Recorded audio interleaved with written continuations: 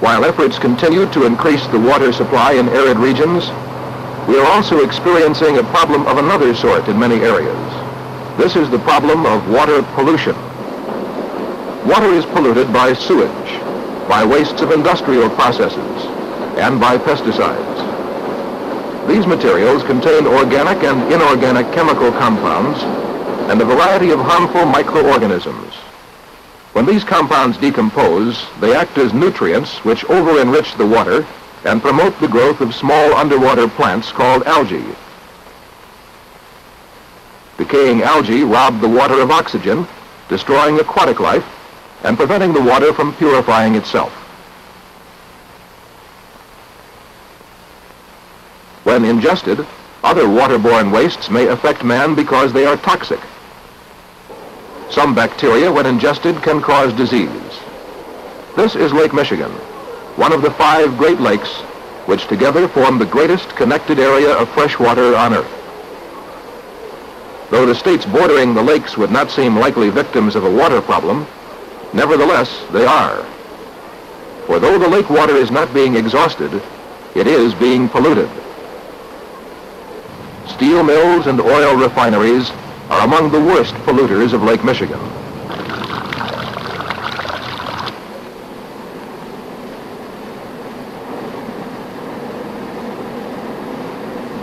The pollution from these plants has affected the entire southern end of the lake.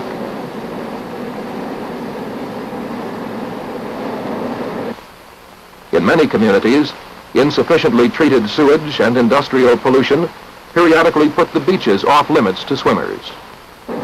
In the waters of Green Bay, to the north, the pollutants are raw and partially treated wastes from paper mills and the cities along its shores.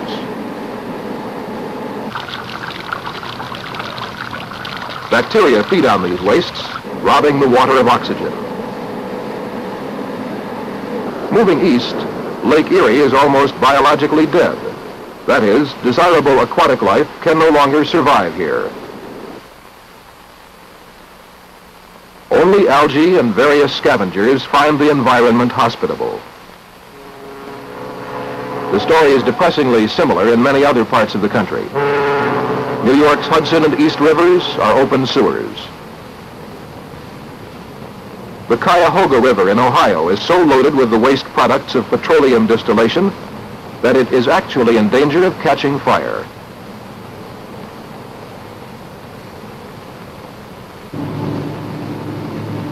Even the tidal areas adjacent to cities and towns are becoming polluted.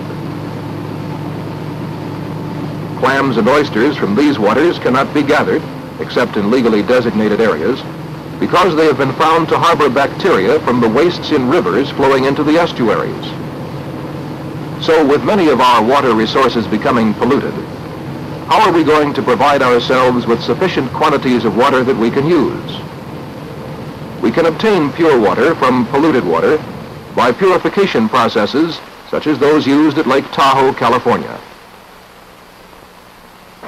In the Lake Tahoe plant, the primary and secondary treatment given the incoming sewer water is similar to the kind provided in most sewage systems.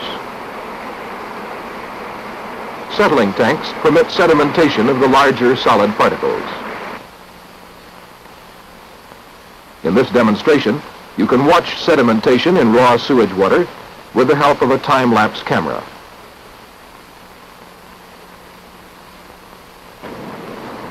The sewage water is then aerated to hasten decomposition of the waterborne excrement.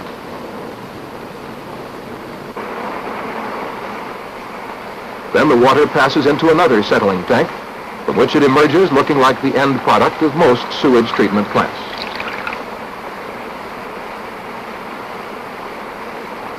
In this plant, however, the water passes on to several further stages of treatment. Here, powdered lime is added as a coagulant to remove phosphates that algae need for growth.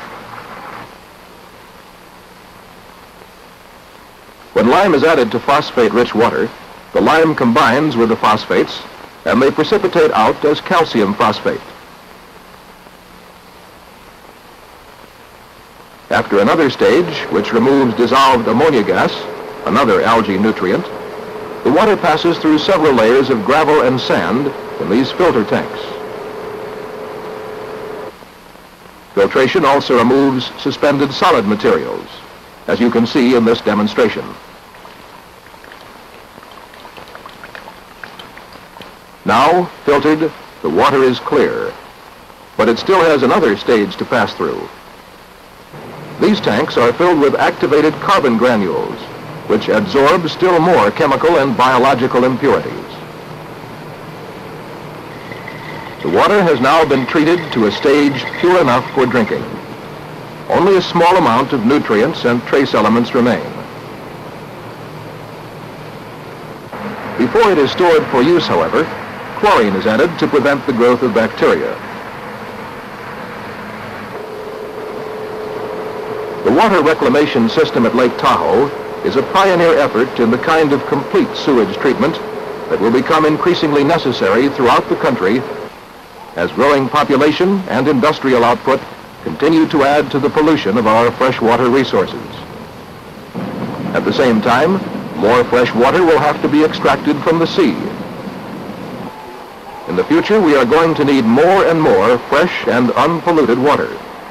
The task of satisfying that need will require greater and greater expenditures of money and strict local, state, and federal controls. Different parts of the country will require different means of water conservation.